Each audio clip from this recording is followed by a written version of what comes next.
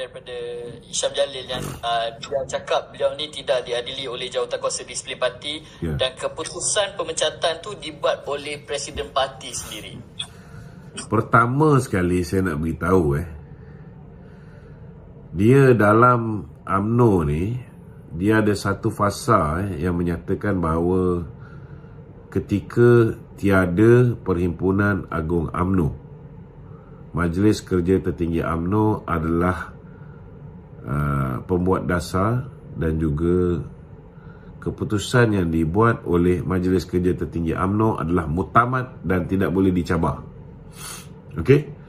Dalam erti kata lain, dalam parti kita ni, MKT berkuasa mutlak membuat apa juga keputusan. Bukan setakat Hisham Jalil boleh dipecat. Bukan setakat saya pun dulu dipecat tanpa dibawa kepada Jawatankuasa Disiplin Parti, kan? Presiden parti pun boleh dipecat. Ini nak beritahu, itu adalah kuasa yang ada kepada Majlis Kerja Tertinggi UMNO. Okey. Dia masalah disiplin.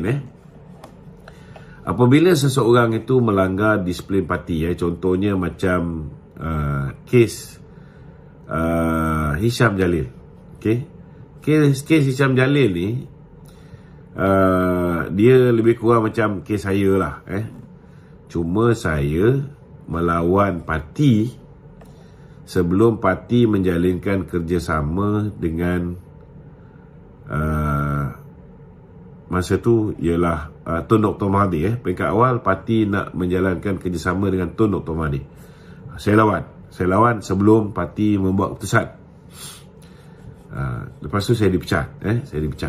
Tapi yalah, saya dipecat ni pun kerana saya melanggar tata etika ahli. Sebab ahli pertama kena jalankan, dia kena jaga nama baik parti, dia kena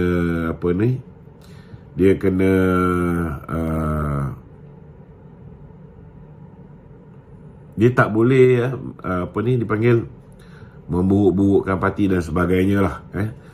Dan atas dasar itu, sebab kenyataan-kenyataan yang saya keluar, saya cuba nak halang kerjasama tu dalam parti, tak berjaya. Saya menggunakan media sosial. Ini kita kena faham, bila kita start gunakan media sosial, maka kita dah langgar tata etika parti lah. Bila kita menentang sambil mengkritik pemimpin di media sosial, itu kita dah automatik melanggar tata etika parti. Jadi kalau dah saya tulis terang-terang di website, saya buat live dan sebagainya, tak perlulah saya dibawa kepada Jawatankuasa Disiplin. Biasa yang dibawa kepada Jawatankuasa Disiplin ni, kalau misalnya kes tu sama, tak terang. Macam saya terang-terang belasah presiden pada ketika itu. Saya terang-terang mengecam mereka yang bersama dengan presiden mahu menjalinkan kerjasama dengan Tun Dr. Mahathir. Memang saya guna media sosial. So, saya ambil risiko lah, kan? Dan saya dipecat. Okey. Sama juga dengan kes YB Khairi Jamaluddin, kan? Kenapa ada orang dihadapkan ke Jawatankuasa Disiplin, ada orang tidak dibawa kepada Jawatankuasa Disiplin? Saya nak beritahu, kes Khairi Jamaluddin saya bawa pergi Jawatankuasa Disiplin. Tetapi disebabkan kenyataan-kenyataan yang dikeluarkan oleh Khairi Jamaluddin, contohnya lah, dia kata parti kita dah sesat, parti kita dah rosak, kan? Dia mengeluarkan kenyataan-kenyataan yang akhirnya digunakan oleh musuh ketika pilihan raya untuk membenamkan calon-calon Barisan Nasional yang lain. So, tak perlulah bawa kepada Jawatankuasa Disiplin sebab kesalahan dia tu clear cut dan ada dalam Facebook Khairi. Sama juga kesalahan yang saya lakukan, kan? Walaupun niat saya baik, saya tak nak parti saya bersekongkol dengan Mahathir, tetapi saya langgar tata etika keahlian, tata etika ahli. Kita parti ada disiplin, maka saya hadap lah, kan?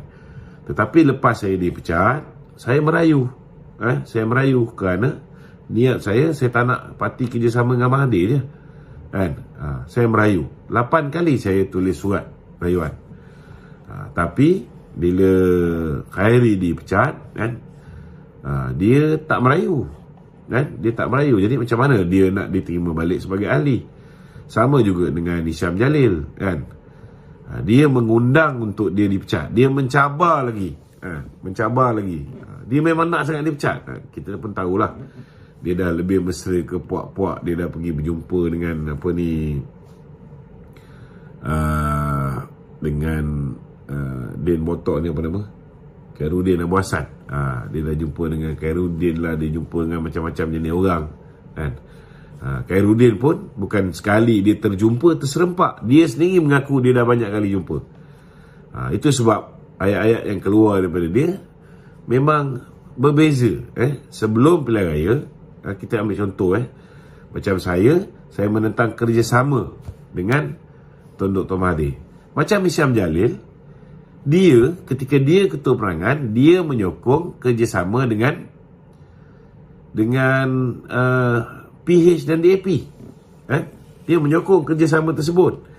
Dan dia menyokong parti daripada 56 orang, hanya YB Razali Ibrahim dan juga Alwi Cik Mat. 2 orang je yang menolak kerjasama di dalam MKT UMNO, yang menolak kerjasama dengan PH. Dia sebagai ketua perangan ketika itu, dia menyokong. Cuma lepas dia bertanding MT, dia dah menang MT. Kebetulan Datuk Seri Azalina kalah MT. Dia dah menang MT, dia dah ada kursi di dalam MT. Maka Datuk Seri Azalina diberikan jawatan ketua perangan. Yang tu dia tak puas hati. Dia mula bergoyan. Bila dia dah mula bergoyan, Datuk Seri Zahid cuba untuk pujuk dia apa semua, tawarkan dia jawatan JLC. Bukan 1, 2. 2. Ini saya sendiri tanya. Dan kemudian yalah, dia nak chairman tapi dapat board of director. So ini yang menyebabkan dia terus menerus meroyan dan mula menyerang. Jadi bukan soal prinsip dia. Maknanya kalau soal prinsip, dah lama lah dia menentang kerjasama dengan DAP. Sekarang dia ubah ayat. Bila saya cakap macam tu, dia kata dia hanya menyokong kerjasama dengan DAP, tapi dia tak menyokong kerjasama dengan DAP masuk pilihan raya. Pertama sekali saya nak beritahu, DAP tak bertanding di kawasan-kawasan yang UMNO bertanding. Kedua, pakailah otak Hisham Jalil ni. Takkanlah Agong nak diktate satu persatu apa yang UMNO perlu buat. Kena faham ni. Kalau tuanku cadangkan supaya UMNO, BN kerjasama dengan PH, maka kerjasamalah. Kerjasama tu maknanya bentuk kerajaan bersama. Bila berhadapan dengan pilihan raya pun bersama. Macam mana kita duduk dalam kerajaan bersama bila berhadapan pilihan raya, kita lawan satu sama lain. Macam UMNO dengan PN, mula-mula bentuk kerajaan bersama.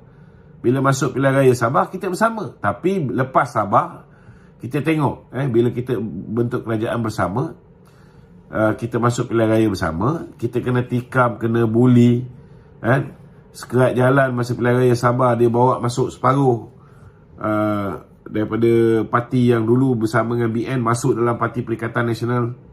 Kemudian dia bagi pula dengan calon-calon bebas 200,000 supaya lawan dengan calon UMNO.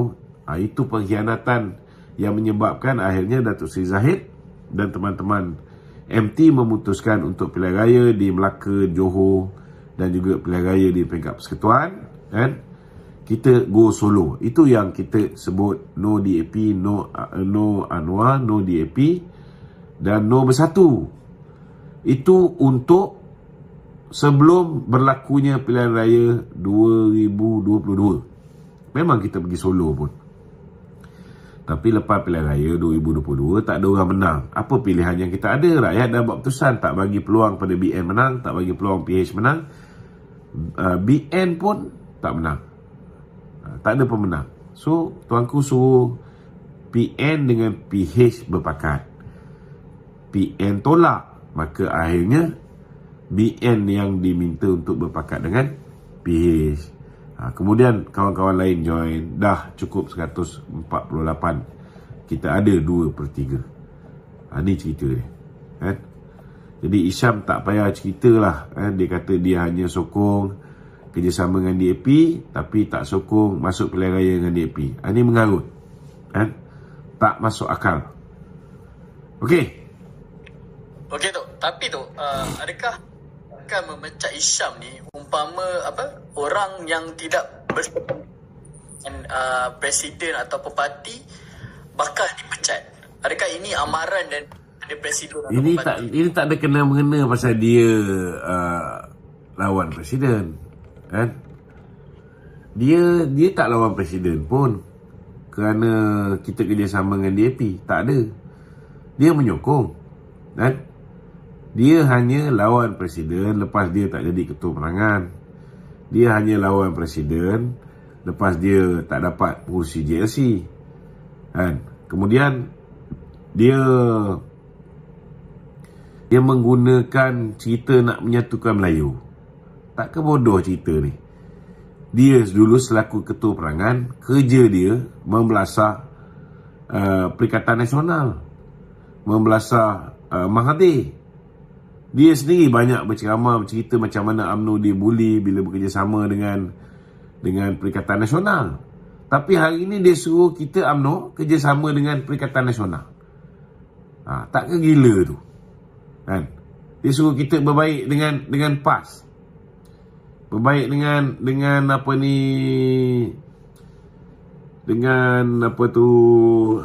Bersatu. Saya nak beritahu, bukan kita tak boleh berbaik, tetapi kalau nak ikutkan, kalau UMNO ni fikir pasal nafsu dia, kalau UMNO ni fikir hanya pasal orang Melayu saja, UMNO tak fikir tentang apa yang akan jadi pada rakyat. Memang kita lebih suka Kerajaan Bumi-Putera, kan? Mana-mana jenis orang, mestilah diutamakan kaum dia, kan? Kita tak nafikan tu. Tetapi kita tak boleh fikir tentang kaum kita saja. Kita perlukan kerajaan yang kuat. Kita perlukan kerajaan yang boleh memerintah dengan aman, damai, mempunyai kekuatan politik yang stabil, supaya pelabur boleh masuk kembali ke dalam negara kita, supaya pelabur bila masuk, dia bawa duit dia mengukuhkan mata wang kita, dia mengukuhkan Bursa Saham Kuala Lumpur, dia menambah lebih banyak kilang-kilang, industri-industri di dalam negara ni, dia mewujudkan lebih banyak peluang pekerjaan, dia mengurangkan kadar pengangguran dan dia mengurangkan juga kadar jenayah pada dalam negara ni. Pertumbuhan ekonomi juga akan menyebabkan kita boleh bantu rakyat dengan lebih berkesan. Jadi itu sebab, kan, apa jadi pun kita mesti memilih satu gabungan yang lebih stabil. Pertama sekali, memanglah kita nak gabungan yang lebih jujur untuk bersama dengan kita. Kita dah pernah bagi peluang kepada Bersatu dan PAS, dan mereka ni ternyata telah mengkhianati kita. Sampai hari ini Datuk Seri Najib berada dalam penjara. Datuk Seri Zahid hampir-hampir juga nak dipenjarakan, tapi Allah Ta'ala selamatkan dia, kan? Sekarang nak membebaskan Datuk Seri Najib pun bukan satu perkara yang mudah. Kita rayu, kan, supaya kita berdoa semoga Allah Ta'ala buka lah pintu hati Kebauduli Tuanku yang Tuan Agong ni. Kalau boleh sebelum Tuanku kembali ke Pahang, kan, diberikanlah pengampunan diraja kepada Datuk Seri Najib. Itu je yang kita mampu buat. Buat lebih-lebih pun tak boleh. Kita tak nak setengah-setengah orang tu, bila mereka ni bertindak seolah-olah menekan baginda Tuanku. Dan ini juga boleh menjejaskan peluang Datuk Seri Najib daripada dibebaskan. Okey.